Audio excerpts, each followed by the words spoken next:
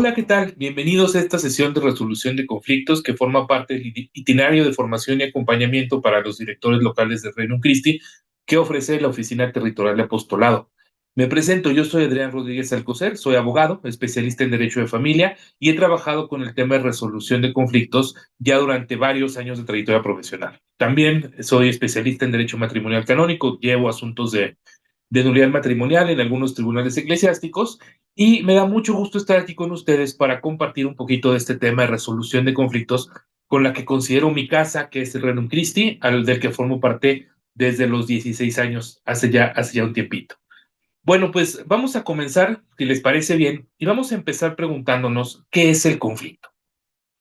Por lo regular, si este fuera un tema síncrono, ahorita abriría el micrófono y les preguntaría qué es lo primero que piensan con la palabra conflicto. Lo más usual, lo más común, es que al término conflicto se asocien ideas con carga emocional negativa, pleito, eh, gritos, discusión, bueno, discusión no necesariamente es negativa, pero pleito, gritos, problema e incluso un deseo de evitarlo, de evadirlo. Algunas personas le asignan términos más bien neutros, por ejemplo, a lo mejor ahí podría ser más discusión o podría ser una confrontación, no sé, pero es poco común que se le asignen palabras con carga positiva, con carga emocional positiva. En realidad, hemos aprendido que los conflictos se desarrollan en cosas negativas o acaban transformándose en momentos, en experiencias negativas, porque la realidad es que tenemos como una carga, un aprendizaje de manejo de conflictos que realmente no ve al conflicto como lo que de verdad es. Pensamos que por enfrentarnos a un conflicto necesariamente vamos a tener una pelea o que incluso puede llegar a situaciones desagradables con otra persona. Cuando en realidad el conflicto es una realidad neutra, es una realidad humana. Todos los seres humanos, donde hay seres humanos, hay conflicto y es algo con lo que nos vamos a encontrar toda nuestra vida. Pero entonces, ¿qué es el conflicto? A ver, los conflictos son un desencuentro que puede ser de objetivos, posiciones o intereses. Ahorita vamos a ver qué es cada una de estas cosas. Pero es eso, es un desencuentro. Los conflictos pueden, o estos desencuentros, ¿no? Nosotros pensamos que nuestros objetivos o nuestros intereses o nuestras posiciones no son compatibles con las de la otra persona, lo cual no necesariamente es verdad, pero nosotros partimos de ahí. Al notar una diferencia, un desencuentro, pensamos que hay incompatibilidad y entonces a lo que reaccionamos en ese sentido. Ahora bien, los conflictos pueden ser intrapersonales, eso es cuando tenemos conflictos hacia el interior de nosotros mismos, pero bueno, esta no es la ventanilla para ese tipo de conflictos. Esos podemos ir con nuestro director espiritual o podemos ir con un psicólogo, pero no nos vamos a meter en ellos. Y tenemos los conflictos interpersonales, los que son entre distintas personas. Esos son los conflictos con los que vamos a trabajar durante esta charla. Los conflictos interpersonales, al ser entre personas, entre sujetos, son fuertemente subjetivos. Por lo tanto, el desencuentro puede ser real o puede ser solamente percibido. Lo que decíamos, no necesariamente hay una incompatibilidad de objetivos, posiciones o intereses. A veces simplemente está a un nivel comunicación, pero bueno, eso no lo hace menos conflicto ni menos real. Nosotros solemos considerar por nuestra carga educativa desde hace muchos años, quizás incluso siglos, solemos considerar al objetivo como algo superior a lo subjetivo. Creemos que todo lo objetivo es bueno y lo subjetivo es un poco como de segunda, ¿no? A veces, precisamente al momento de enfrentarnos a conflictos, nos preguntamos, bueno, a ver, objetivamente, ¿qué pasó? A ver, llamemos a un tercero que sea objetivo y que nos diga objetivamente qué pasó.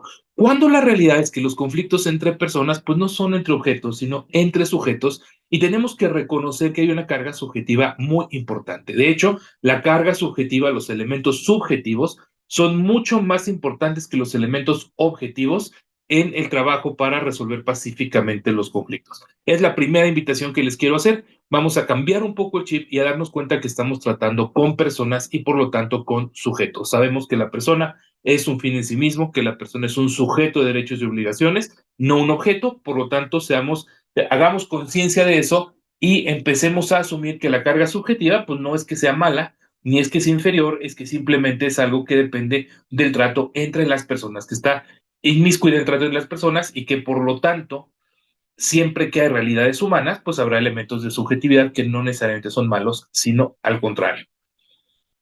Ahora bien, para nosotros poder trabajar en la resolución o en la administración de los conflictos, que esto es algo muy importante, ¿no? Los conflictos pueden resolverse algunos y otros los tenemos que más bien aprender a administrar. Dice John Gottman, un psicólogo que ha estudiado sobre todo las relaciones de pareja durante muchos años y que ha generado una buena teoría de conflictos. Él divide los tipos de conflicto en dos. Dice hay conflictos solubles que se solucionan y ya pasan una vez, encontramos la solución y los resolvemos.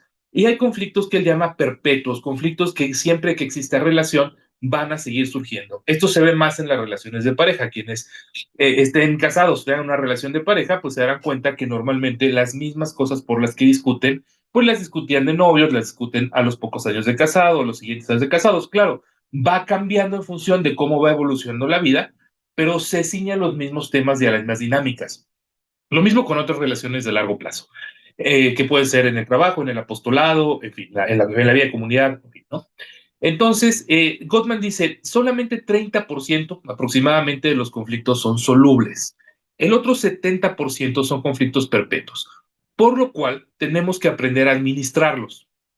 Eh, el tema se llama resolución de conflictos porque así está la literatura y es como se conoce el tema, pero yo creo que sería más preciso hablar de una administración de los conflictos o de un manejo de conflictos. ¿Cómo vamos a manejar, administrar estos conflictos de tal manera que en lugar de hacernos enfrentar una realidad o una experiencia negativa, al contrario, la transformemos y generemos una experiencia más bien positiva?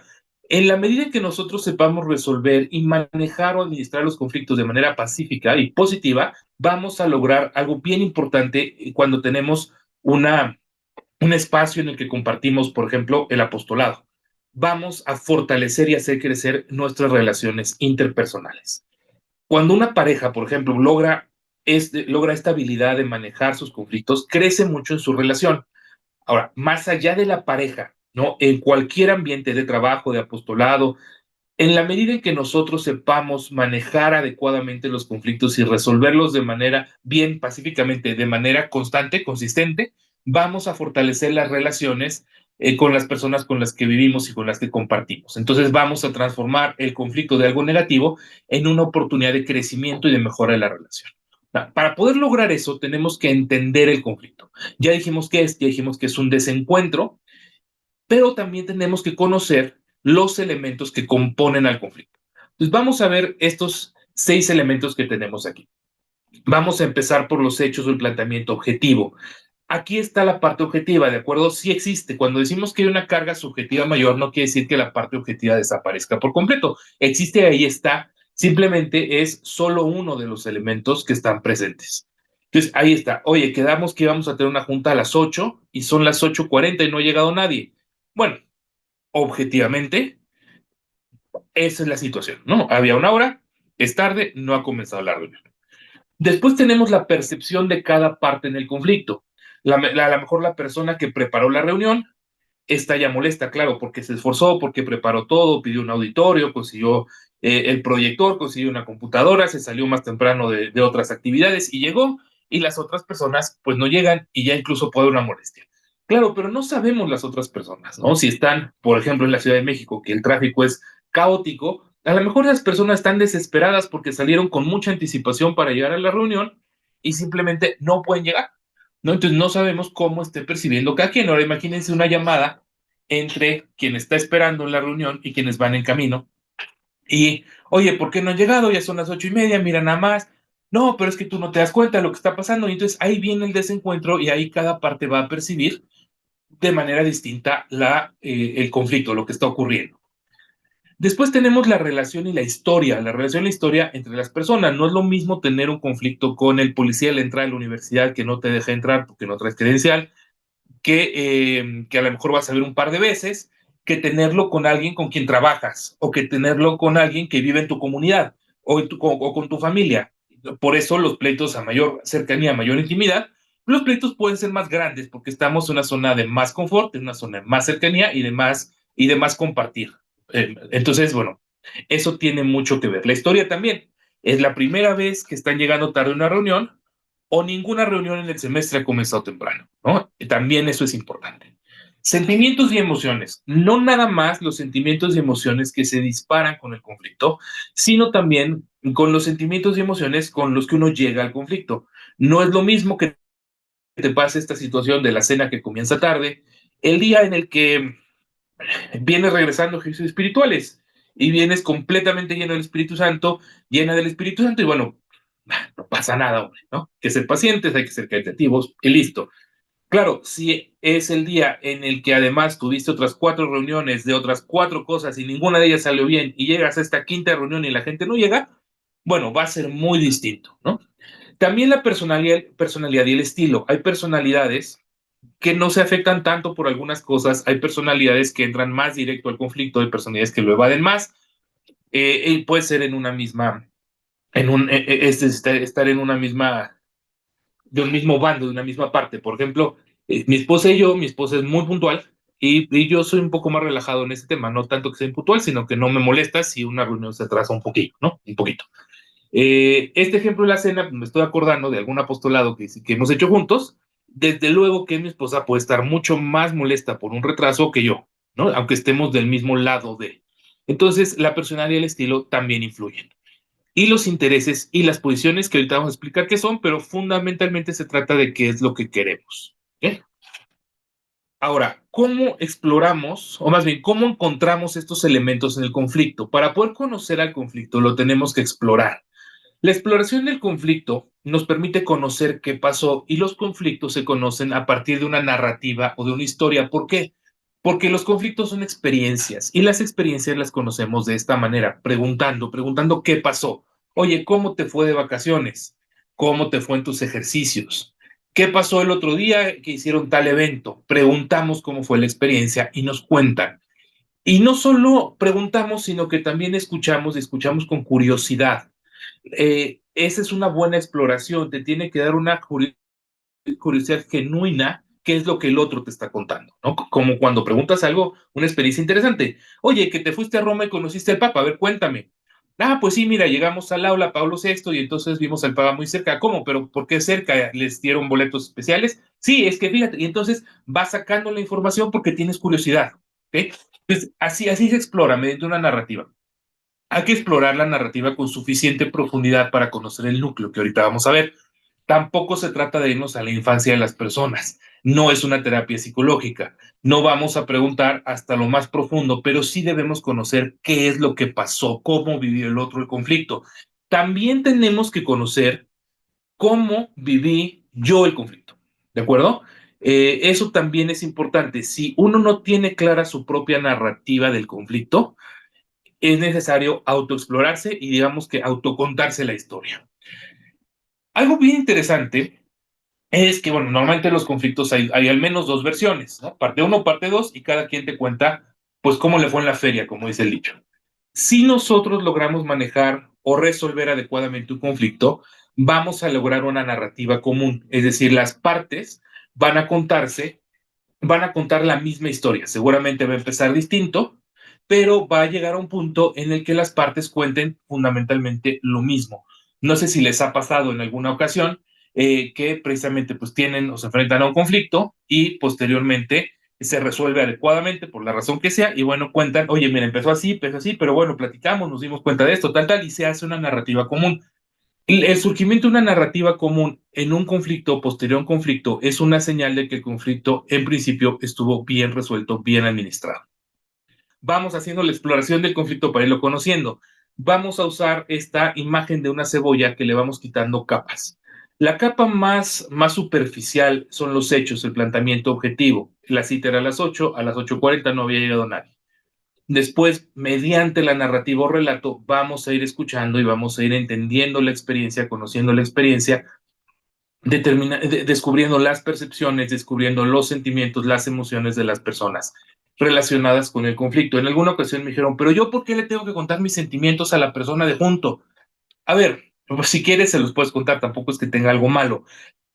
Ahora, no se trata de contarle tus sentimientos profundos y escribir poemas para expresarlos, eso pues lo haces si quieres. Se trata de contar los sentimientos relacionados con el conflicto de tal manera que si tú estás molesto porque te dejaron plantado en una junta o porque se inició tarde o porque no había material suficiente o tal, entiendan de dónde viene el conflicto. No basta solamente con decir, bueno, es que no me trajiste el material, bueno, está bien, pero hay algo más, sobre todo cuando hay reacciones emocionales, porque el conflicto si solamente se queda en, oye, llegaste tarde, ah, sí, discúlpame, la próxima yo temprano, pues no necesitamos una capacitación. Eso está resuelto. Más bien, los conflictos requieren intervención y para eso se hacen capacitaciones porque generan reacciones emocionales. Entonces, ahí es donde, como estamos tratando con emociones, pues las tenemos que conocer. Entonces, a ese tipo de sentimiento y emoción nos referimos, no hay que profundizar demasiado tampoco. Insisto, tampoco tiene de malo, ¿no? Y ahora sí llegamos a las posiciones y los intereses, que básicamente son qué quiero, lo que quiere cada parte. Las posiciones se expresan abiertamente, quiero que llegues temprano, quiero que entiendas que con el tráfico de la ciudad no puedo llegar temprano. Suelen ser superficiales, pero la clave para entender a las posiciones es que se pueden conceder, es decir, yo las puedo negociar. Está bien, si vienes tarde, nada más avísame, cedí mi posición. Sí, claro, voy a salirme 2 horas antes, cedí mi posición. Los intereses, por el contrario, no son negociables. Suelen ser más profundos que las posiciones y no siempre se expresan abiertamente. De hecho, lo usual es que no se expresan abiertamente.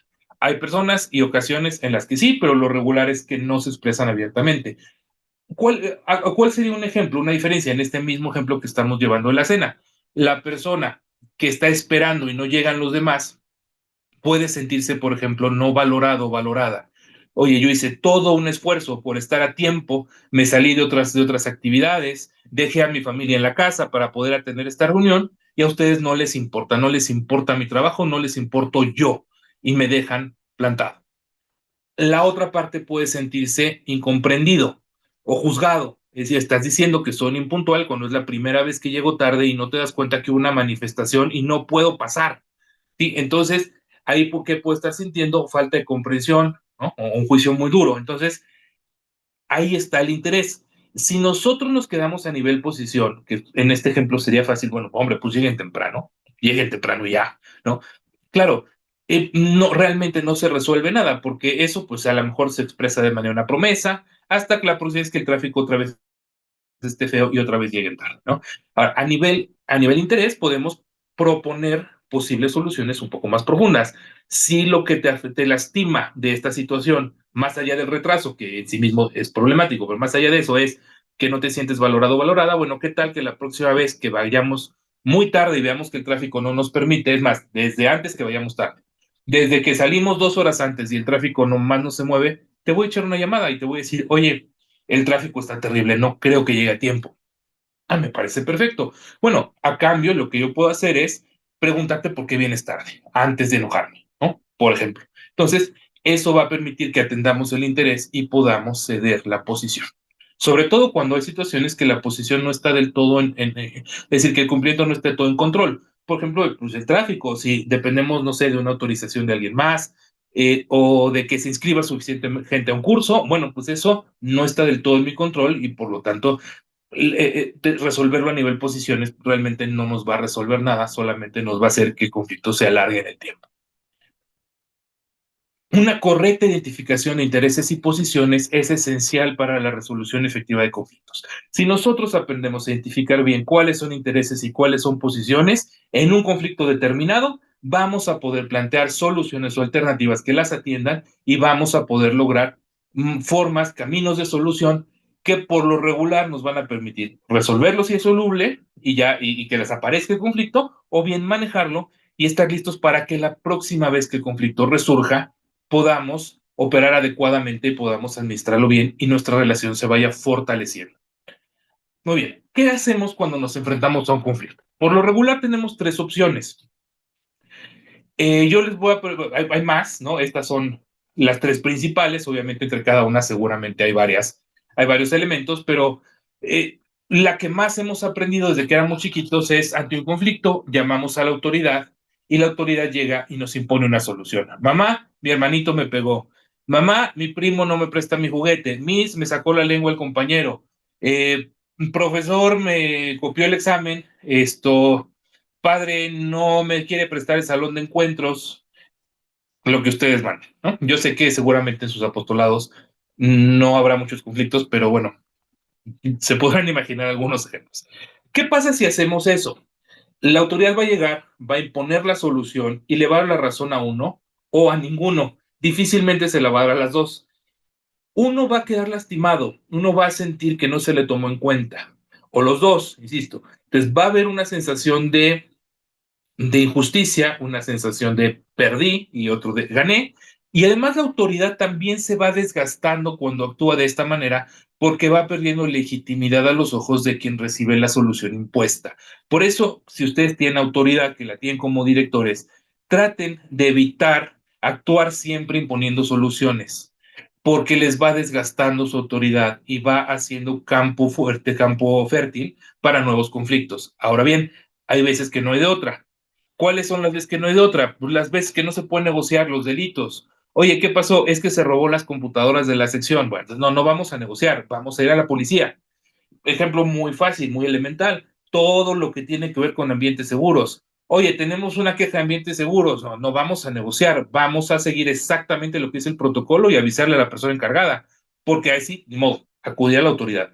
Afortunadamente son las menos cosas que existen, ¿no? La mayoría de las situaciones nos permiten acudir a otras alternativas. Ahora, tenemos el conflicto, lo evadimos porque no nos gusta el conflicto. ¿Y qué va a pasar? Yo cuando estaba estudiando, tenía un coche que me dio mi papá, ya muy viejito, que hacía muchos ruidos de pronto. Pues como yo no tenía dinero, pues le subí al radio. ¿Qué pasa con ese pobre coche? Pues acabó muy mal. Entonces, si yo evado los conflictos, esos conflictos van a multiplicarse o van a crecer, no van a desaparecer. Cuando voltee a ver dónde quedó, voy a tener un conflicto más grande o muchos chiquitos, o bueno, no tan chiquitos, y ahí me van a estar esperando. Entonces, eso realmente pues no nos resuelve nada. La que yo les propongo es la siguiente: ante el conflicto, busquemos la comunicación entre quienes somos parte del conflicto, y si nos toca estar como terceros entre las partes del conflicto, y lleguemos a un acuerdo que nos permita encontrar una solución o que nos permita saber cómo vamos a manejar este conflicto ahora y en el futuro. ¿Qué actitudes necesitamos para hacer un adecuado manejo de conflictos? Primero, tenemos que aprender a escuchar para entender, no para rebatir. Estamos muy acostumbrados, y aparte es una respuesta natural, instintiva del ser humano, que cuando sentimos atacados ante un reclamo, escuchamos, pero estamos pensando cómo vamos a rebatirle, cómo vamos a contestarle. Entonces, mientras me está diciendo, no, es que tu bienestar de tal, yo estoy pensando, claro, pero ahorita que se calle le voy a decir que siempre es una juzgona, que siempre está enojada, que no puede ser, que es una autoritaria. Entonces, en el momento en que el otro toma aire para respirar, me lanzo con todo. El problema de esto es que entonces no estoy escuchando y no estoy entendiendo lo que el otro me dice. Yo necesito escuchar lo que el otro me dice para saber qué pasó y qué quiere. Entonces hay que aprender a desactivar ese chip, ese mecanismo, y escuchar para entender al otro, no para defenderme. No hay que buscar la objetividad, sino el encuentro con el otro. Si alguno de ustedes es policía de investigación, ministerio público o juez, le invito a que se ciña a buscar la objetividad para su desempeño profesional. Quienes no somos ninguna de estas profesiones. A ver, vuelvo al tema de la subjetividad y la objetividad. Ganamos muy poco estableciendo con certeza forense qué fue exactamente lo que pasó. No, a ver, claro que te dije, mira, aquí está el reporte de cómo te llegó el mensaje exactamente a tal hora en punto. Ok, ¿qué vas a ganar? Pues saber que tienes razón y ya, nada más. En la relación de pareja, el lograr decir, oye, tengo la razón, pues sí, puede ser satisfactorio un rato y después no va a ser nada satisfactorio, ¿no? En la relación de trabajo de apostolado, a lo mejor es menos, con menos intensidad, pero va a pasar más o menos lo mismo. No me voy a sentir totalmente, me voy a sentir satisfecho un rato, pero no, eso va a seguir generándome un mal ambiente con los demás. Entonces, pues lo que tenemos que aprender a buscar el encuentro con la otra persona, entender cuál es su situación, qué es lo que necesita, lo que quiere, lo que está pasando, y poder asombrarnos con quien la otra persona es. Ya sé que esto puesto en la cursi, pero aquí somos personalistas. Nosotros valoramos la persona por encima de lo demás. Que no se nos olvide, encontrémonos con el otro persona. Y con el otro persona vamos a darnos cuenta que las cosas no estaban tan mal. Y eso abre a la siguiente recomendación. Si una postura me parece irracional, lo más probable es que no la haya entendido. No, a ver, eh, Sí, yo no entiendo por qué la gente vota por tal o cual partido, porque para votar por ese partido tienes que ser un estúpido. Es que no he entendido del todo a la otra persona. No he entendido del todo precisamente por qué, porque los seres humanos somos seres racionales. Y eso es una realidad, aunque parezca que no. Cuando tenemos posturas que nos parecen irracionales, lo más probable es que nos falten elementos para entender. Y ahí es donde debería despertarse nuestra curiosidad para saber qué es lo que no estamos entendiendo. Ahora, pueden creerme o pueden no creerme, eh, pero lo que es cierto es que si yo me mantengo en la postura de que tú eres un irracional y entonces yo tengo que hacerte ver cómo tienes muy poca capacidad intelectual, mejor hazme caso, no voy a resolver absolutamente nada. Ni los grandes problemas sociales, ni los problemas pequeñitos de una sección o de un apostolado. Eso sí se los prometo y como decía un expresidente de México, se los firmo ante notario. Y algo bien importante, aquí que estamos entre miembros de Rerum Christi, es que somos nosotros contra el problema. O sea, nosotros estamos aquí para servir a Dios porque tenemos una vocación, porque tenemos un amor por el Señor, por las personas, y por eso es que estamos haciendo cosas. Entonces, cuando viene un conflicto, nosotros, equipo, enfrentamos el conflicto. No somos enemigos los unos de los otros. Y eso lo tenemos que aprender a interiorizar, porque es la única forma en la que, más bien, porque interiorizar no es la única, es la mejor forma. Interiorizando eso, todo lo demás se va a ir dando de manera mucho más sencilla. Además, es algo bastante evangélico, o al menos así me parece a mí.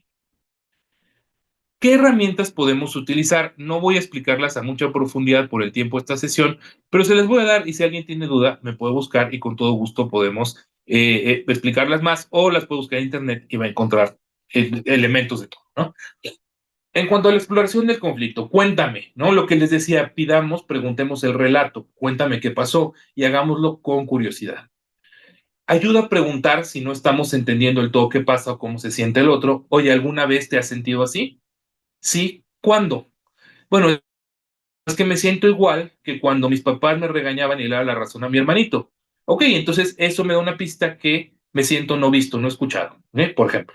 Entonces eso ayuda. Ayúdame a entender. Oye, creo, me parece que esto que pasó no era para una reacción tan fuerte, tan grande, pero veo que para ti sí lo fue. Ayúdame a entender por qué. ¿Por qué fue para ti tan importante? Y eso pues nos va a permitir dimensionar qué está pasando, ¿no? Identificar los disparadores, qué cosas me hacen reaccionar muy rápido y muy fuerte. Míos y de los demás. En la medida que conozco mis disparadores, los puedo controlar. En la medida que conozco los disparadores de los demás, puedo evitarlos. También los puedo tocar, los puedo apretar, pero bueno, tratemos de eso no hacerlo, ¿no? Más bien, tratemos de evitar los disparadores de los otros. En cuanto a la comunicación, el planteamiento suave que propone el mismo John Gottman es una forma de comunicar un problema, una necesidad, tratando de evitar que el otro se sienta atacado y por lo tanto dispare sus mecanismos de defensa. El planteamiento suave comienza con el yo. Yo me siento de esta manera. ¿Y por qué me siento? Porque los sentimientos no se pueden negar. Si yo me siento enojado, triste, feliz, bueno, es algo mío. Eso tú podrás no sentirte igual, pero yo sé mis sentimientos, ¿no? Yo me siento de esta manera cuando tú haces la conducta que sea que me hace, que me dispara, ¿no? Que me dispara la reacción. Y después expresamos la necesidad. Necesito otra cosa. Ejemplo, oye, yo cuando es ya media hora tarde y nadie ha llegado a la reunión, me siento no tomado en cuenta y despreciado en mi tiempo. Necesito que cuando vengan se den cuenta que no van a llegar, por favor me marquen antes para yo saber que ya vienen y más o menos en cuánto tiempo llegan. Ese es un planteamiento suave. No se vale hacer trampa. Mira, yo me siento muy frustrado cuando te comportas como un irresponsable. Eso no es un planteamiento suave. Ese es un ataque haciendo la mímica del planteamiento suave, ¿no? Entonces eso no se vale, son trampas. Luego tenemos el Rappaport, que también nos lo presenta Gottman. Esta es una herramienta muy útil, muy buena para entendernos. Consiste en lo siguiente, cuando la otra persona me cuenta su experiencia de conflicto, yo tengo que guardar silencio, esforzarme por entender y una vez que termina, decirle con mis propias palabras qué fue lo que entendí de lo que me contó. A ver, entonces tú me dijiste que cuando llegamos tarde te sientes que no te valoran y que tú entregaste y diste mucho para poder estar aquí y que bueno, pues los demás no lo tomamos en cuenta. Estoy entendiendo, aquí no se hacen juicios ni uno ni se defiende uno. simplemente se asegura de estar entendiendo. Y le tenemos que preguntar al otro, ¿estuve bien? ¿No? ¿Me faltó algo? ¿Me sobró algo? Y el otro tiene que validarnos. Sí, sí, lo dijiste bien. No, mira, te faltó esto, te sobró esto. Y luego es mi turno y yo voy a hacer lo mismo y la otra persona va a decirme mi experiencia en sus propias palabras y me va a pedir validación. Si hacemos bien eso, vamos a asegurarnos de que estamos entendiéndonos y podemos partir de ahí. Caridad y claridad. Hay que ser claros, hay que decir la verdad, pero hay que decirla con amor, con caridad. Eso nos distingue además a los miembros del Reino Christi, ¿no? Hay gente que dice, es que yo digo la verdad y por eso nadie me quiere. No, perdón, no te quieren porque es grosero o grosera, ¿no? El decir la verdad no es una licencia para maltratar al prójimo. No, no podemos utilizar la verdad como una espada para herir a los demás. Cuando decimos la verdad, hay que decirla con caridad. Y el piso común son esas cosas que nos hacen identificarnos con el otro y que nos permiten generar un vínculo a partir del cual construir. Nosotros de entrada ya tenemos el vínculo del reino, ya somos miembros del reino de Cristo y estamos aquí, como dijimos hace rato, nosotros contra el problema, estamos aquí porque amamos al movimiento, porque amamos a Dios, porque queremos ser apostolado, en fin, ¿no? Podemos ir más allá, claro, ¿no? Le vamos al mismo equipo, somos de la misma ciudad, en fin, ¿no? Uno puede encontrar muchos elementos de piso común, pero nosotros ya tenemos uno del cual partir y mientras más encontremos, pues mejor será más fácil construir el piso común. Y para generar el acuerdo, usamos la técnica de la varita mágica o de la solución ideal. Oye, a ver, idealmente, ¿tú cómo resolverías? Seguramente al principio te van a decir algo, pues que borra el problema, no más que lleguen temprano. Ok, perfecto, pero pongamos que eso no. ¿Qué más harías? Bueno, pues que me hable. ¿Para qué sirve la solución ideal?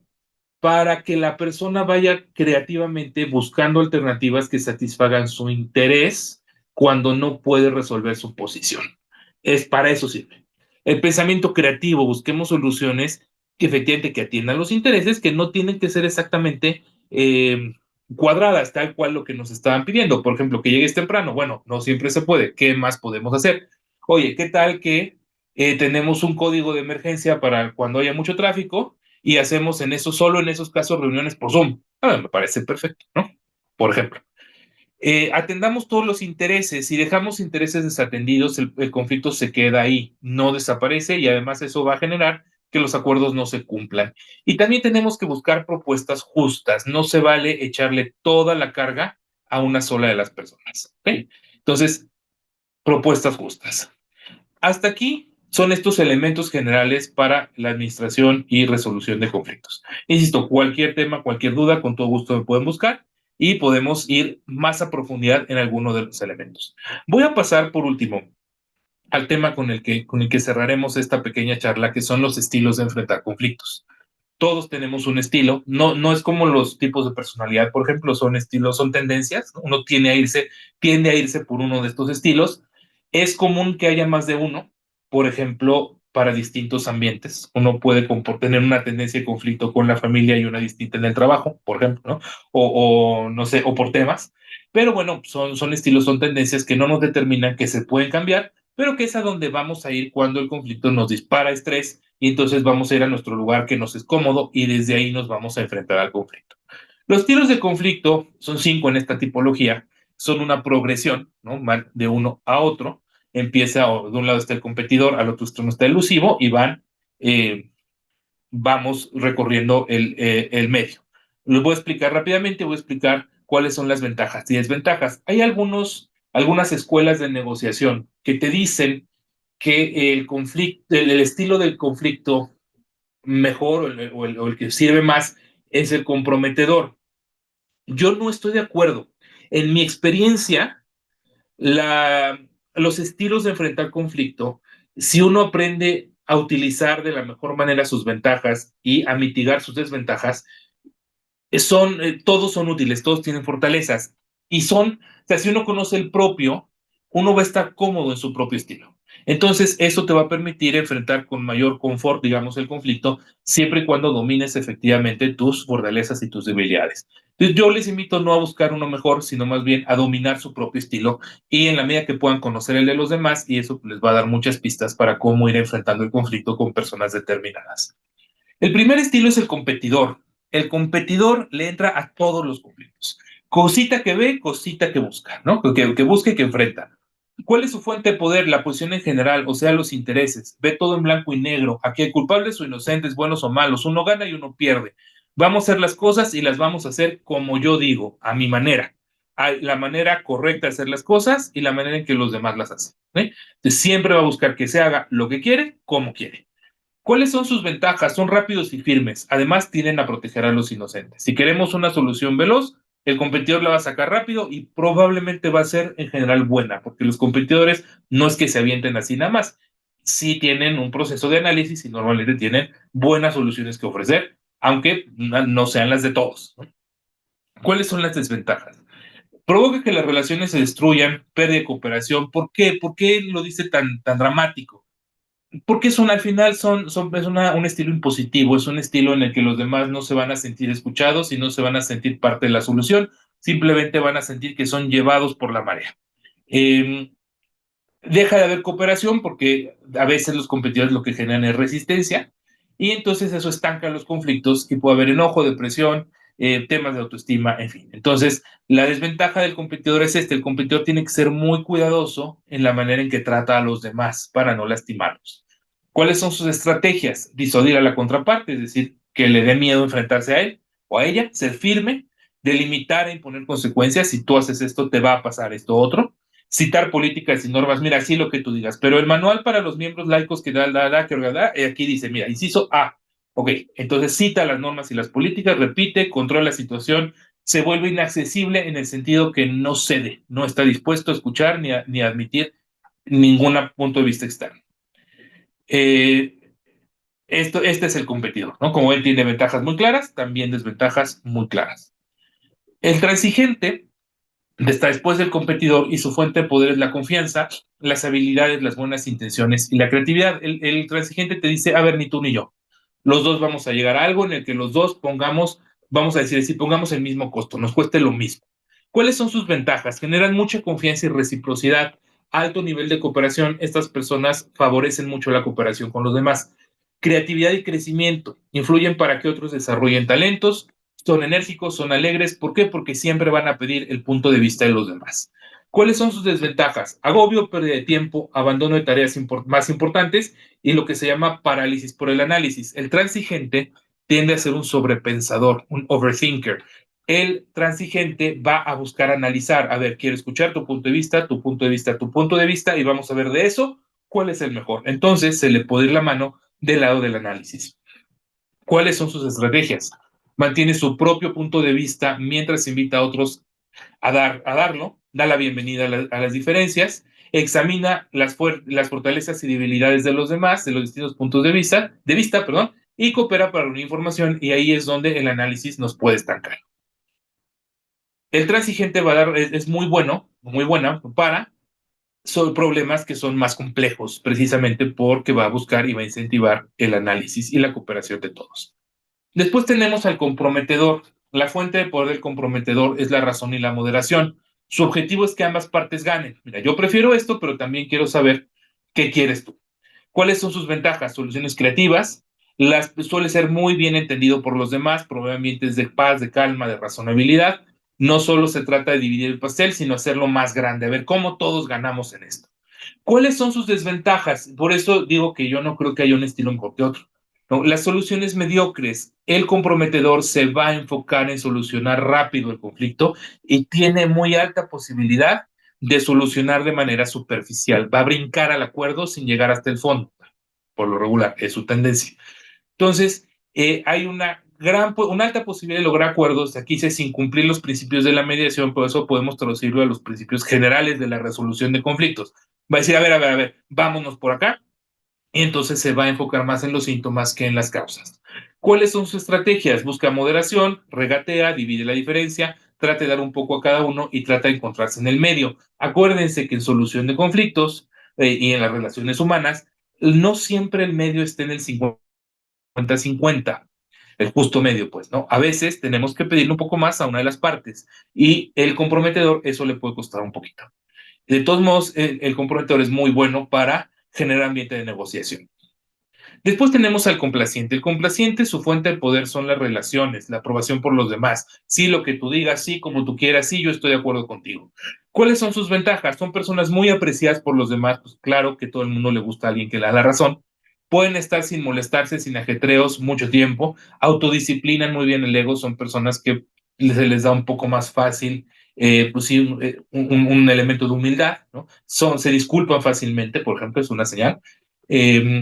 Ahora, ¿cuáles son sus desventajas? Cuando los demás quieren colaborar, también se frustran. ¿Por qué? Porque el complaciente tampoco de entrada a los otros. No. Oye, ¿cómo resolvemos esto? Ah, como tú digas, ahí tampoco hay cooperación. ¿Eso que puede generar? Resentimiento, depresión en el mismo complaciente que siente que, bueno, que complace a todos, no permite el crecimiento de talentos personales en sus equipos, genera mucha dependencia de los demás y niega a otros el beneficio del enfrentamiento sano. El complaciente tiene que aprender que no siempre puede dar la razón. A veces es necesario, pues ni modo, aferrarse en un punto y sostenerse, ¿no? ¿Cuáles son sus estrategias? Consentir, apoyar, reconocer sus faltas y errores, acceder, convencerse de que su problema no es tan importante y apaciguar conflictos. Los complacientes que saben manejar bien su estilo son capaces de cediendo ganar, ¿no? Ceden algunas cosas para ganar otras más grandes, muchas veces sin que el otro se dé cuenta. Eh, y son muy buenos para desescalar los conflictos. Cuando hay un conflicto que ya estalló, una tendencia de una persona complaciente ayuda a bajar los ánimos. Y el elusivo se aleja del conflicto, no le gusta el conflicto, lo esquiva. Esta es tu fuente de poder. Dice, no hagamos una montaña en un granito de arena, no nos ahoguemos en un vaso de agua. ¿Cuáles son sus ventajas? La libertad de no estarse enredando en temas triviales, no se mete en cualquier conflicto o relaciones insignificantes. Bueno, eso es bueno porque a veces podemos exagerar y podemos hacer conflictos por cositas y entonces el elusivo va a evitarlo. Preserva mucho el status quo y tiene muy buena habilidad de influir en los demás sin comprometerse, sin prometer nada. ¿Cuáles son sus desventajas? Explosiones periódicas de ira, aislamiento, muerte lenta de las relaciones, residuos de sentimientos negativos, estancamiento. ¿Por qué? Porque el conflicto es necesario. Si yo siempre me voy del conflicto, el conflicto ahí va a estar. Entonces el elusivo tiene que aprender que aunque no le guste, hay ocasiones en las que hay que entrarle al conflicto y ni modo. Eso lo va a tener que lograr el elusivo.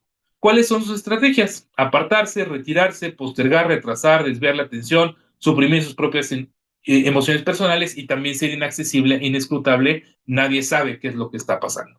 No, entonces la invitación aquí es, identifica tu estilo de conflicto, si tienes la capacidad y la oportunidad de identificar el de los demás o de las personas con quienes tienes conflicto, y aprende a manejar y a sacarle el máximo provecho a tus ventajas y a mitigar en la medida de lo posible tus desventajas y de esa manera pues vas a poder sacarle el mayor provecho al estilo de conflicto que tengas. Y bueno, pues con esto terminamos esta pequeña charla de resolución o administración de conflictos. Aquí están mis datos de contacto. Con todo gusto, yo estoy disponible para resolver cualquier duda. Y pues nada, les mando un abrazo y les agradezco mucho su tiempo. Muchas gracias.